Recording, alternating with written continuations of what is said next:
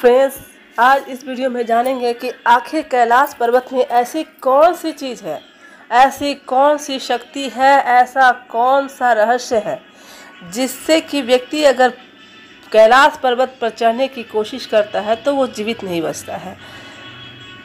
हमारे हिंदू समाज में फ्रेंड्स कैलाश पर्वत को भगवान शिव का निवास स्थान बताया गया है, इसलिए कैलाश का नाम ही अपने आप में इतना पवित्र और स्वच्छ है कि इनमें लाखों लोगों की आस्था जुड़ी हुई है।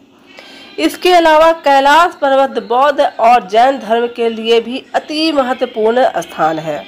जैन अनुयायियों, जैन के लोगों के लिए उनके गुरु ऋषभ देव ने कैलाश पर्वत पर ही ज्ञान की प्राप्ति की थी, ऐसा उनका मानना है और यही उन्हें निर्वाण की प्राप्ति भी हुई थी फ्रेंड।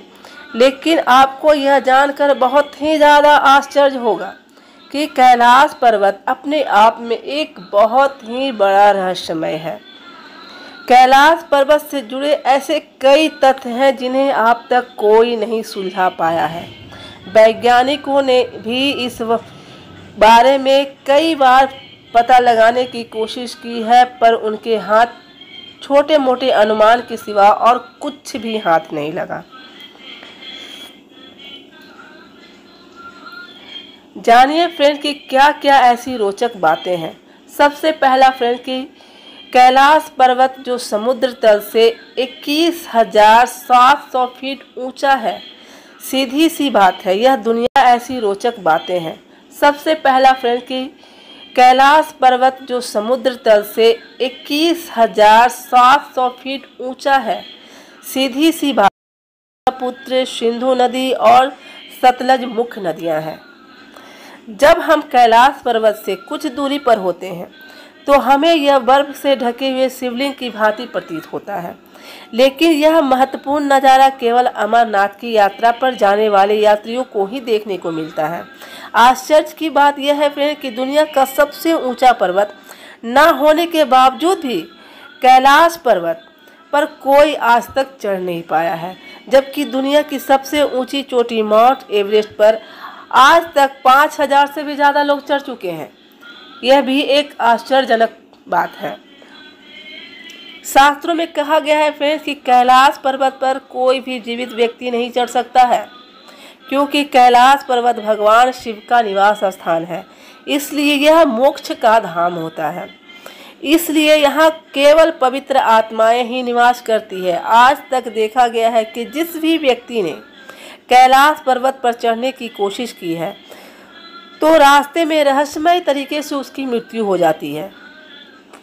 इसी कड़ी में 1999 में रूस के एक आंखों के डॉक्टर मूलदास देव ने कैलाश पर्वत पर चढ़ने का निश्चय किया और इसके बारे में अध्ययन करने की चेष्टा की।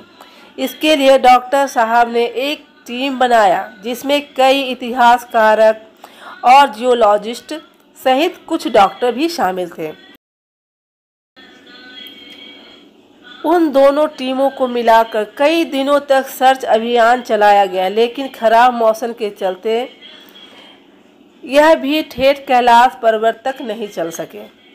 टीम के वापस लौटने पर उन्होंने कहा कि कैलाश पर्वत पर कोई पर्वत नहीं है, बल्कि किसी जमाने में मानव निर्मित एक पिरामिड है, क्योंकि पास से देखने पर यह एक बिल्कुल पिरामिड जैसा प्रतीत होता है और दूर से एक पर्वत लगता है।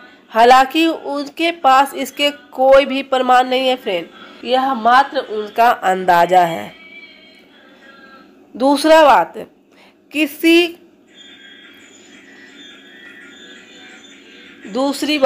कुछ लोग जिन्होंने कैलाश पर्वत पर चढ़ने की कोशिश की है, उनका कहना है कि जब वे कैलाश पर्वत के पास होते हैं तो वहां समय तेजी से गुजरता है।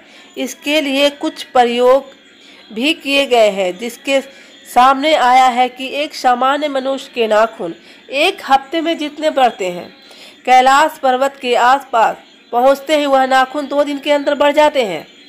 हालांकि पृथ्वी पर तो एक समान स्तर माना गया है, इसलिए कैलाश पर्वत पर समय आगे हो ऐसा संभव तो नहीं है फ्रेंड। अब तीसरी बात जो है, कई मशहूर पर्वतरोही भी दल यूँ तो बार बार कैलाश पर चढ़ने की कोशिश की है, लेकिन कुछ सालों पहले रूस के एक मशहूर पर्वतारोही ने कैलाश पर चढ़ने की ठानी थी।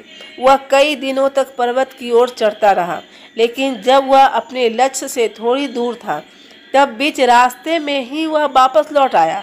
जब वह वापस लौटकर कारण पूछा गया तो उसने बताया कि जो मेरा लक्ष्य मेरे सामने था और मेरी मंजिल में बिल्कुल पास खड़ा था। तब मेरे शरीर के विशेष कंपकपी छूटने लगी।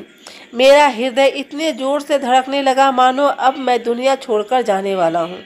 मेरे पैर वहीं रुक गए और मेरी अंतर आत्मा मुझे बार बार यह कहने लगी कि तुम वापस लौट जाओ, और इसलिए मैं वापस चला आया। उसने यह कारण सबको बताया। वैसे तो इतिहास में कोई भी कैलाश पर्वत पर नहीं चढ़ सका, लेकिन इतिहास में दावा किया जाता है कि 11वीं सदी में एक व्यक्ति ने कैलाश पर चढ़ाई की थी। यह तिब्बत का रहने वाला एक साधु मिलारेपा था। बताया जाता है कि मिलारेपा स्वयं एक साधु थे और अपनी भक्ति दर्शन में ही उन्होंने कैलाश की चढ़ाई की थी। यदि यह बात सच है तो मिलारेपा अकेले ही ऐसे जीवित इंसान थे जिन्होंने कैलाश पर्वत की चढ़ाई की हो। हालांकि खतरे और लोगों की आस्था को देखते हुए सरकार ने सभी लोगों को कैलाश पर्वत पर चढ़ाई करने से रोक लगा दी है, क्योंकि यही देखा गया है कि इनमें व्यक्ति को जीवित बचने का कोई भी अवसर नहीं है। फ्रेंड, अमरनाथ की यात्रा करने वाले और कैलाश पर्वत के इर्द गिर्द रहने वाले लोगों ने कई बार पर्वत से डमरू और ओम की ध्वनि को सुना है।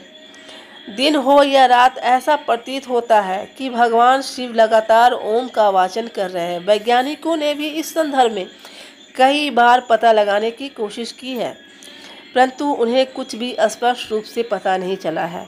हालांकि बाद में यह कहा गया कि शायद यह इसलिए है कि ठंडी हवाएं जो पर्वत से टकराती हैं तो वह कोई ध्वनि परिवर्तित करती हैं, इसलिए लोगों को डमरू की आवाज़ आने का आभास होता है।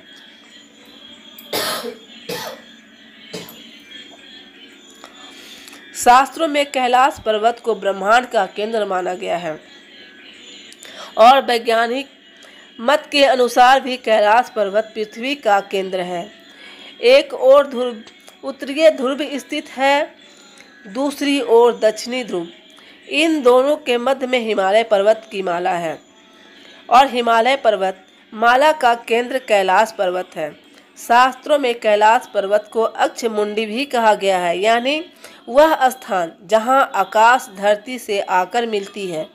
इसके साथ ही कैलाश पर्वत वह स्थान है जहां 10 दिशाएं आपस में मिलती हैं। फ्रेंड, तो ये थे कैलाश से जुड़ी हुई वह सच्चाई जिससे पता चलता है कि कैलाश पर आज तक कोई भी जीवित व्यक्ति नहीं चढ़ सका है, और जिसने भी चढ़ने की कोशिश की है वह एक रहस्यमयी तरीके से मारा गया है। फ्रेंड, अगर जानकारी अच्छी लगी हो तो वीडियो को लाइक कीजिएगा। चैनल पर पहली बार आए हैं तो चैनल को सब्सक्राइब करके बेल आइकन को प्रेस कीजिएगा। धन्यवाद। ओम नमः शिवाय।